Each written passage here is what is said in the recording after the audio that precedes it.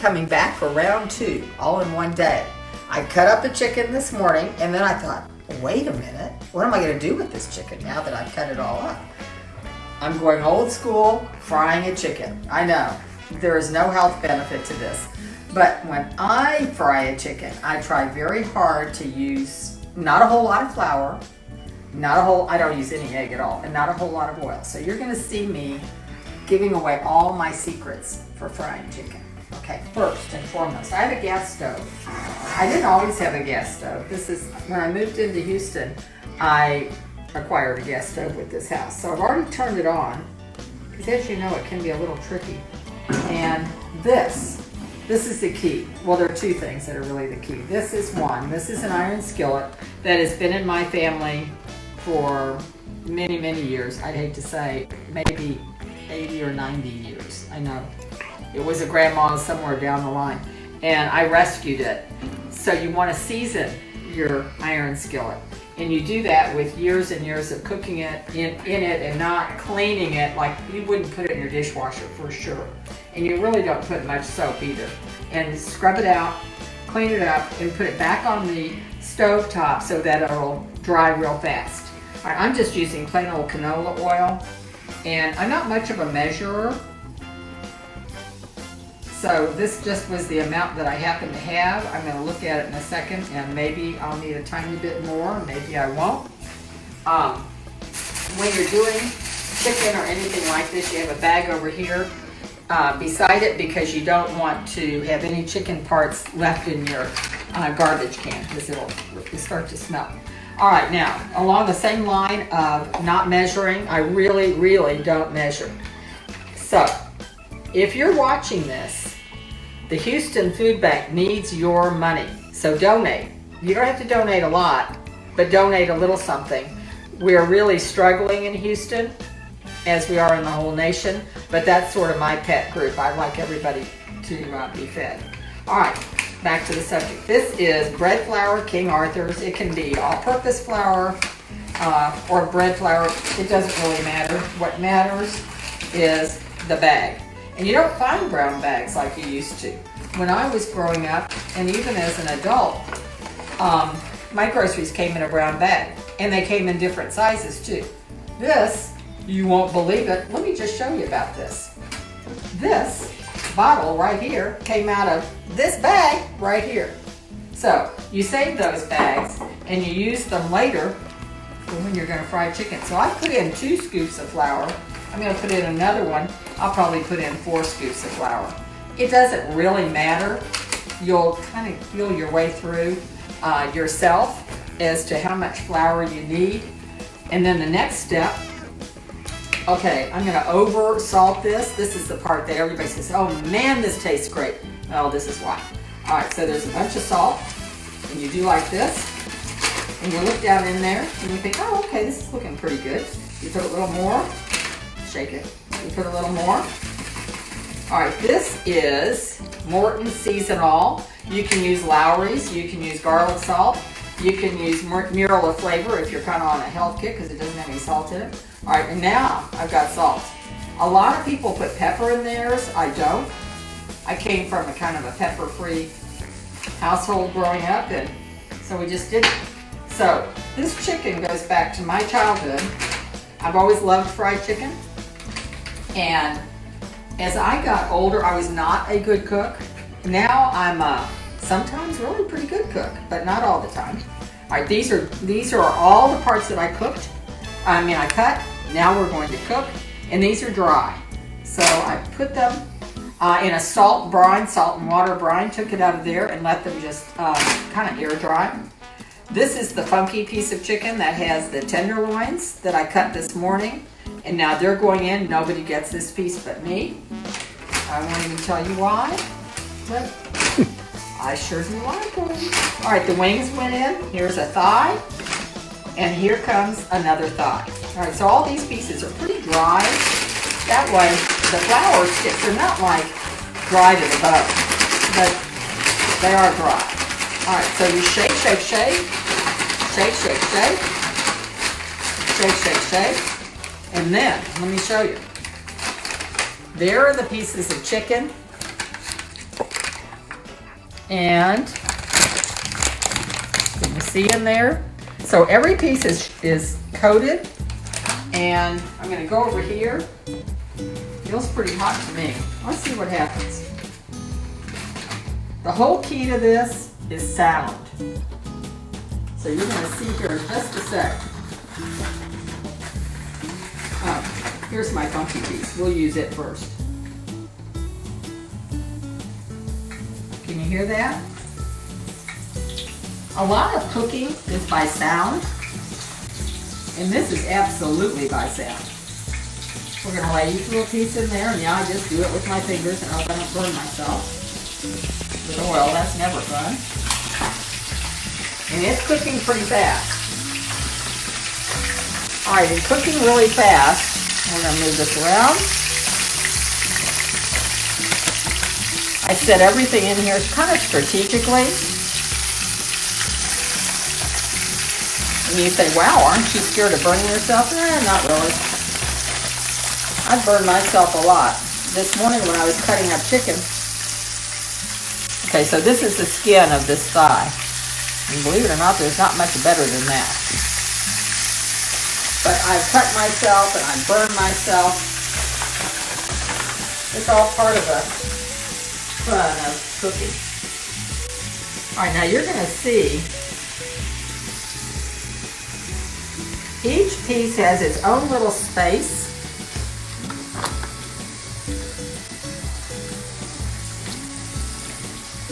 I'm going to wash my hands. When you're dealing with chicken, when you're dealing with anything like this, you always need to wash your hands a lot.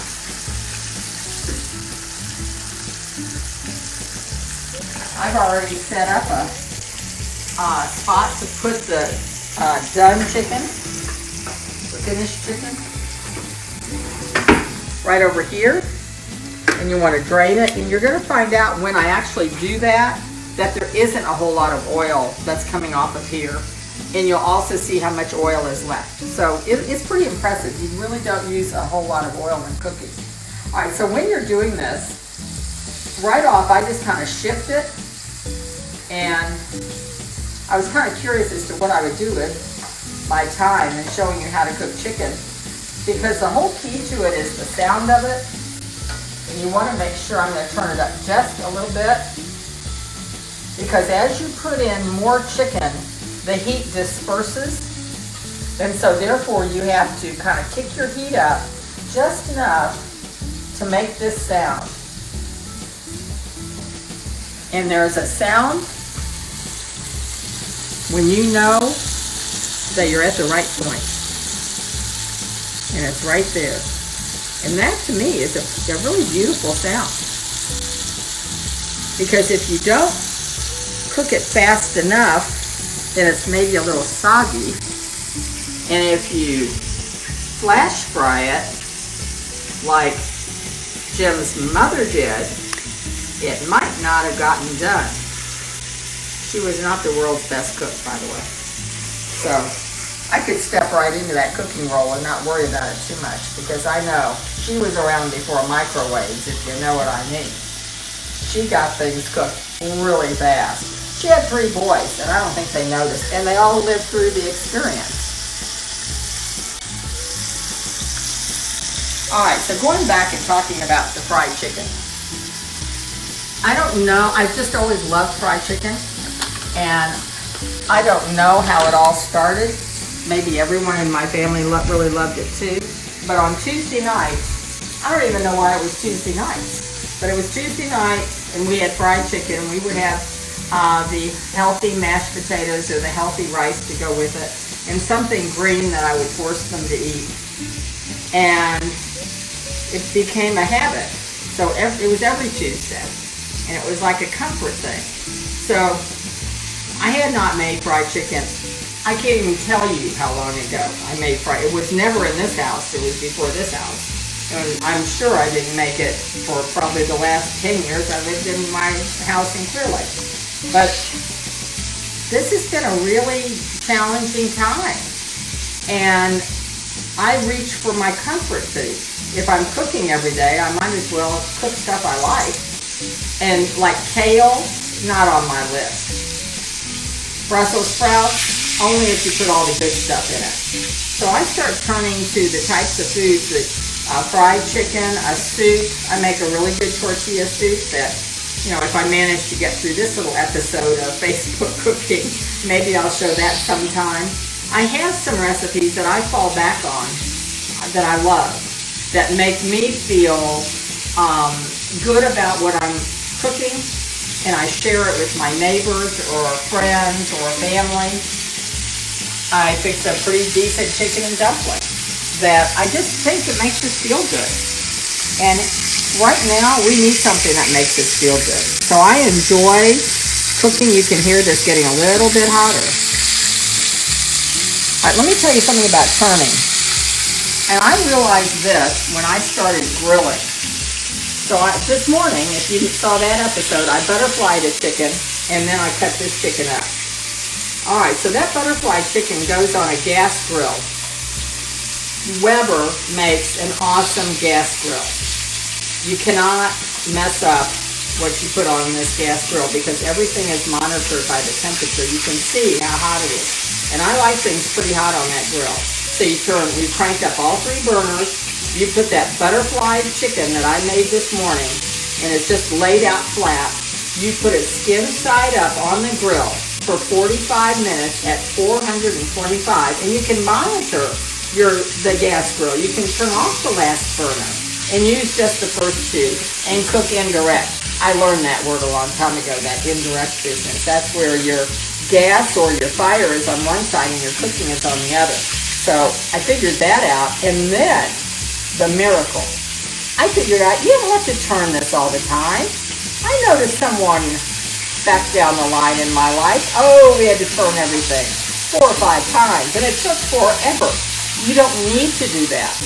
You don't need to turn it at all on a gas grill. You just put that lid down, 45 minutes later, boom, you're done, and it's beautiful.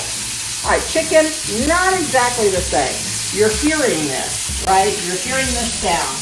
All right, so I'm going to go start out with my wings. It's looking pretty good. But I'm the big wing fan, so if I mess up a wing, it's my wing. Look at how pretty that is, just to start with. All right, this is turn number 1. Hear the heat, because the heat is getting to the new side that hasn't been cooked on yet. Notice how small this chicken is, by the way. So cooking something of this size, you're not going to have to cook it forever.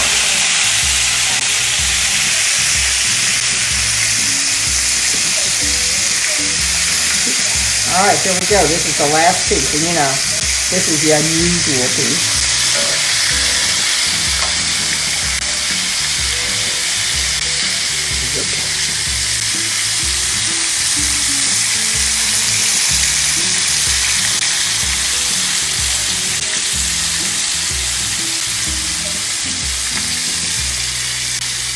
All right, again, we're cooking by sound, but now we're adding the element of the senses. So you've got sound, and then you look with your eyes and you see, wow, this is starting to brown up nicely. So you have no fear. You cannot go wrong with this. There's no big egg batter. You're not dipping it twice. Your hands aren't a mess. All those things that you've seen other cooks do in making fried chicken, really, you don't have to do all of that. And then in the end, you've got a nice crispy piece of chicken. It's not soggy. Now, some people put a lid on their chicken. I don't do that either. I think it makes it kind of soggy. Other people really like it. All right, so when talking about cooking, and in these times when we're stuck at home all the time, what I think people ought to do is go back to the Food Network or one of the cooking channels, or a recipe book. That's kind of old school. People don't really use recipe books. Or go online and punch in 3 or 4 ingredients that you have. Maybe you've got spaghetti, olives, capers, and chicken breast. Maybe you've got those items. And maybe you should have those items, by the way. And you look up a recipe. And you go with this recipe that you just found online or in a cookbook. And then you try it. what's the harm in doing that? This is a time where we're changing all sorts of dynamics that we've always relied on. Not only takeout or drive-through, but going out to eat. How many people that we know, me, maybe go out to eat 3 or 4 times a week? Well, that's sort of not available. You can pick up at a to-go or a takeout place or a drive-through. You can do all that still. But maybe you could start looking in your own kitchen and realizing you've got quite a lot accessible to you. So it's possible that you could really change your whole, the way you eat, the way you sit down with your family and really talk while you're fixing dinner. Maybe they'll set the table or someone in the house will clean up. I kind of like this deal if I'm cooking, somebody else does the cleanup, if you know what I mean. I sort of maneuvered my way around to that. I like it. And especially now it can be even messier. So, all right, so here we go. We turned it one time. What you need to be careful of when you're cooking, probably any of this type of food, any kind of fried food, let's not be turning this all the time. If you turn it a lot, there's more oil that gets into your product. So I'm going to go back to this little wing. So there's my first little wing. And I'm looking, I'm not feeling like it's really, really done yet. I don't want to do too much turning around. So what I was afraid of is really happening. Now I have to kill time with you guys. And talk about all kinds of other stuff. Alright, so the Houston Food Bank really needs money. People are afraid to go down and work, and there are so many people who don't have jobs right now that need food. So it would be nice if you contributed a few dollars. I was very, very pleasantly surprised this morning when I saw that people, friends of mine, did contribute to the food bank. You don't have to contribute to this food bank, but you could contribute to a food bank, or you could contribute your time.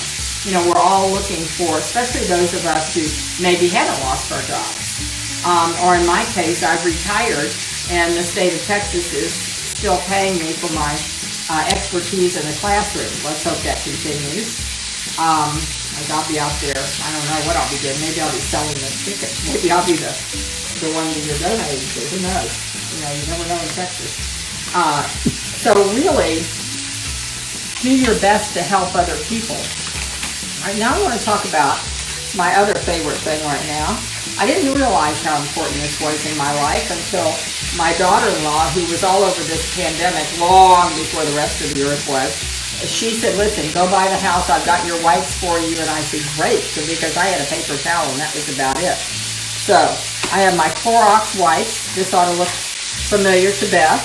And I want to thank her for taking care of me. And then, just in case everything else goes down, you always got yourself a bottle of wine. I'm not a big drinker in real life, but I have found a couple of glasses of wine in the evening sort of just mellows out the whole situation. You might look into that.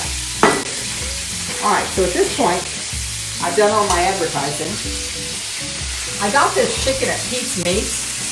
Pete's Meats is on the corner. When I moved into town, one of the things that I really, really wanted to do was have walkability. You would not think Houston's a walkable town, but for me it is.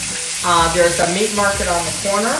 If I don't want the meat market, I just walk a little further and there's a donut for me. And then around that corner, you will not believe this, margaritas to go. Margaritas to go, people. All you have to do is buy an enchilada or a taco and you are set for the night. You got your margarita, you got your taco, perfecto. So, going backwards, I have walked down to Pete's Meats. He knows me pretty well after living up here 5 years. He sees me standing there, and I've either called, oh my goodness, excuse me a moment, look at this, oh my. Alright, so this is the last turn. So I have turned it 2 times. You don't have to turn it 10 times. And listen to that heat up. Oh, that sound, I love it.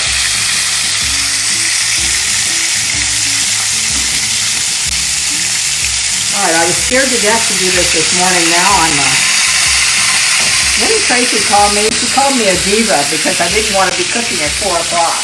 And I said, no, Tracy, let's push it to 4:30. And then later she said, my mom's a diva. I said, a diva? And I thought, well, I guess I am. I got people looking at my new show. It cracks me up. This is also hysterical. All right, so I turned it again. I can't tell you how much I like frying chicken. Everybody says, oh, it's so messy. Yeah, so what? At this point in my life, I've got the time. I can clean it up, I can mess it up, all of it.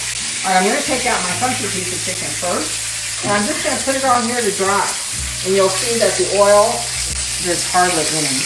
The oil just soaks up with another beautiful little piece. That's a thigh. Here comes a leg.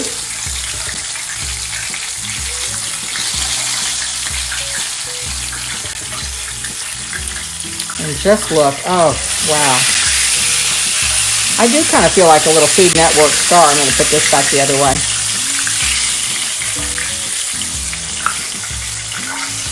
Now I'm going to show you something.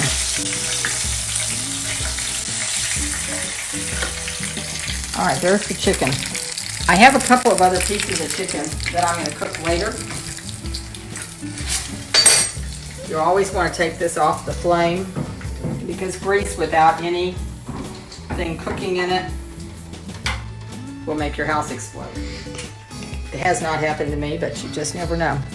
So I can't taste a piece of the chicken yet because it's super hot.